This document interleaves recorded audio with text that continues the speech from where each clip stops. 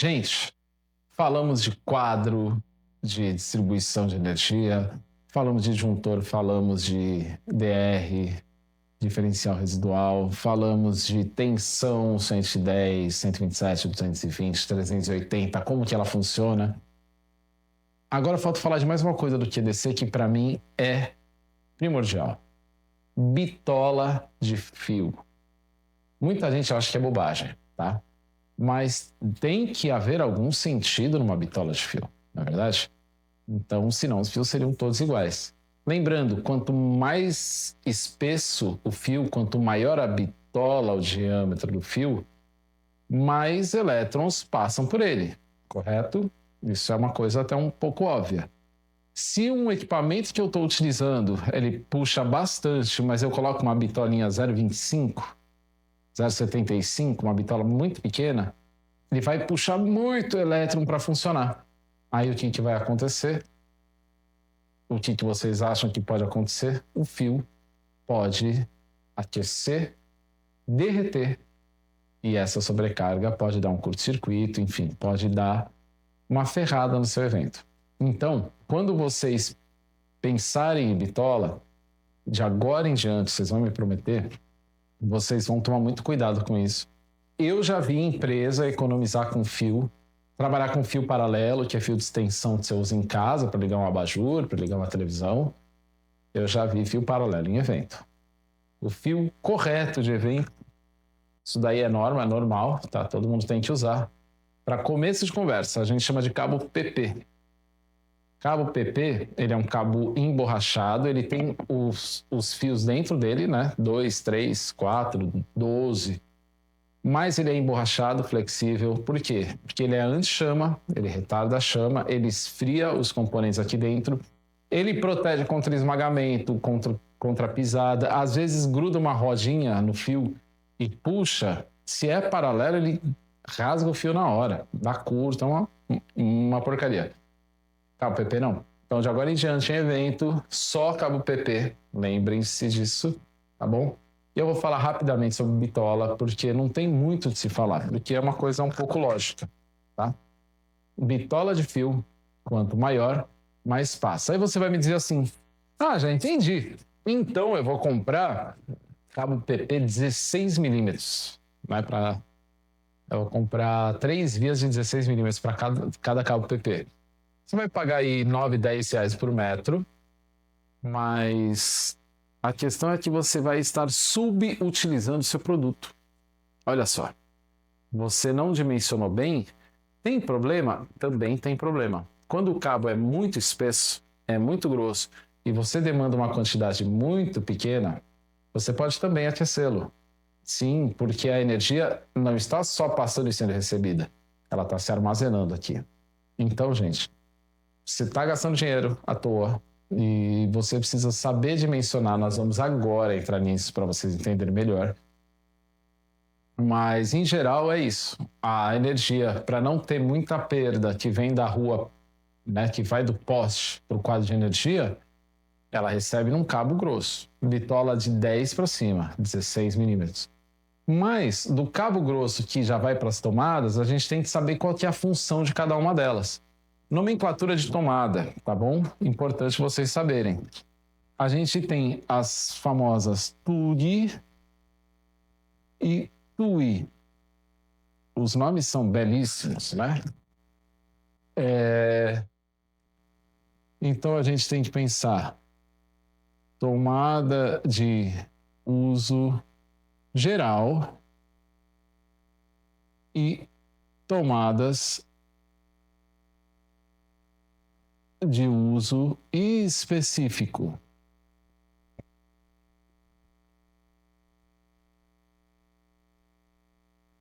E aí, como que eu sei que um equipamento ele é de uso geral, uma TUG, ou ele é de uso específico, uma TUI?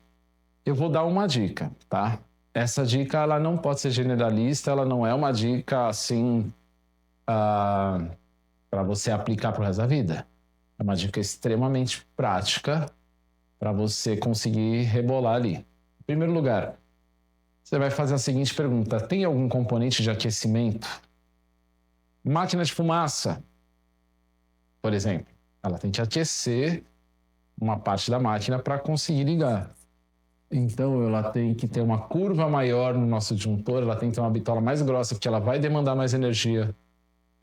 Outro exemplo, alguma coisa que ele tem um trabalho de gerador, você vai precisar de uma tomada de uso específico.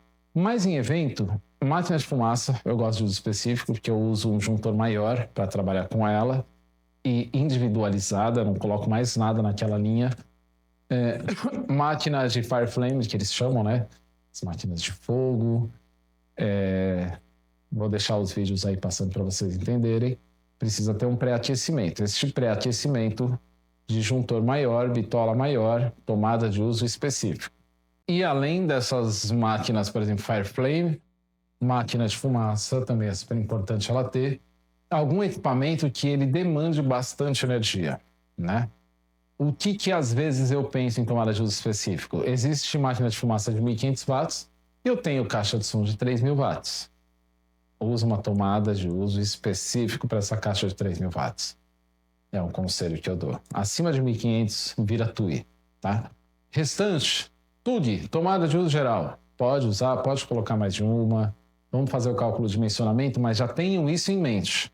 Tomada de uso específico, ela tem que ser usada só para aquele material, só para aquele equipamento, para vocês não correrem nenhum risco de dar errado, de pegar fogo, de derrubar o disjuntor, de estragar o seu evento.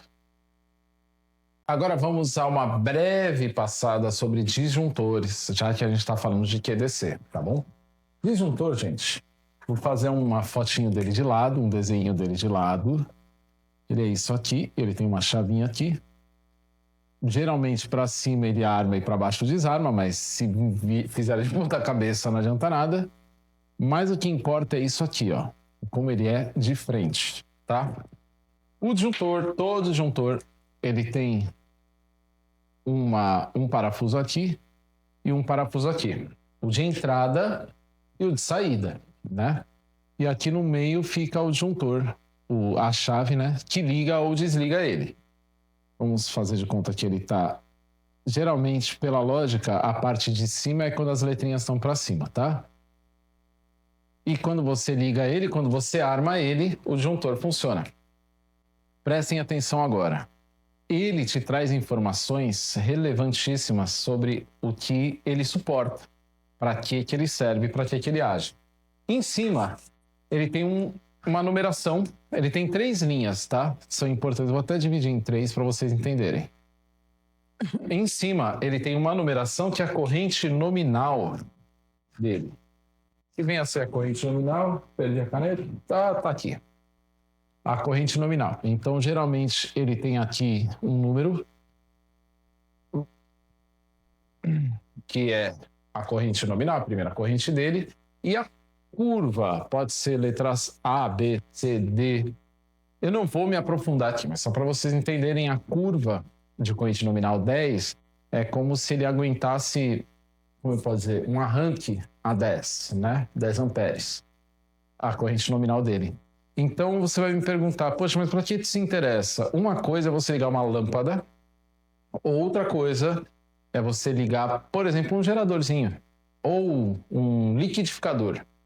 Ou você vai ligar, tudo que tem arranque, precisa de mais energia para dar um começo do movimento, liquidificador, processador, fogão por indução, tudo que você tem esse arranque, ele faz isso, ele dá um pico de onda e desce. Então a corrente nominal, ela te explica a letra, que é a curva dele, qual é o tipo de curva que ele faz para subir e para descer, e o máximo dela que o disjuntor aguenta. Fiz aqui uma curva C, disjuntor 10. Se quiserem saber mais sobre isso, procura. Gente, o YouTube está lotado dessa informação. Embaixo, ele aparece geralmente a seguinte informação.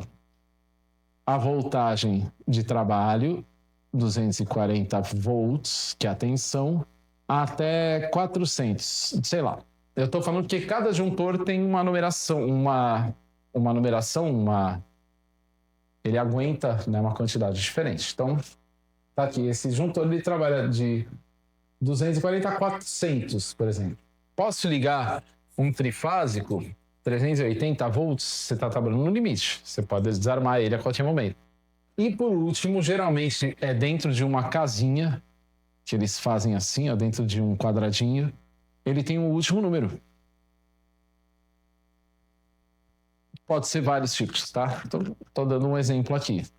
Esse número dentro do quadradinho, ele é o fator máximo que o juntor desarma. Então deu 3.000 volts, o juntor, bumba, ele vai bater, ele vai desarmar. Ainda falando sobre quadros, sobre QDCs, a gente tem que saber de um dispositivo que eu não tenho aqui físico para mostrar, mas vou deixar a foto aqui para vocês olharem. Ele é chamado de DR, que é ou DDR, né, que é um dispositivo de diferencial residual. Para que serve o DR, gente? Ele serve para identificar rapidamente fuga de corrente, tá? Segundo as normas brasileiras de regulamentação, NBR 5410, o DR é obrigatório, principalmente para conjuntos comerciais, mas é muito bom você ter na sua casa. Eles ficam depois do juntor primário, tá bom? E ele identifica qualquer oscilação de energia que mostra que está tendo uma fuga de corrente. E o que quer dizer isso? Quer dizer que se por um acaso alguém encostou, tomou um choque, o DR desarma e cessa automaticamente aquela fase para você não morrer. Né? Então, a norma brasileira regulamentadora, NBR 5410, ela obriga você a ter DR. Então, você chegou num lugar, DR não é só com a esposa, tá? Ou com o marido. Chegou num lugar, encontrou DR, opa, temos um dispositivo aí muito importante. Mas vamos aplicar na nossa realidade do técnico de som e de iluminação. O DR ele também pode ser um pouco perigoso. Se você não dimensionar bem, seja cabo, seja a quantidade de equipamentos, não distribuir bem essas correntes, às vezes o DR vai desarmar no show. Sabe quando o cliente aconteceu comigo, tá? Inclusive num restaurante muito conhecido em São Paulo. A pessoa chegar e falar, põe mais alto, tá baixo, pode pôr mais som, põe mais som. Aí você dá aquela levantadinha na mesa, o DR acha que tá tendo uma sobrecarga e, bom, desarma. Então, muito cuidado com o que você coloca, como você distribui as energias, para o DR não agir sem querer.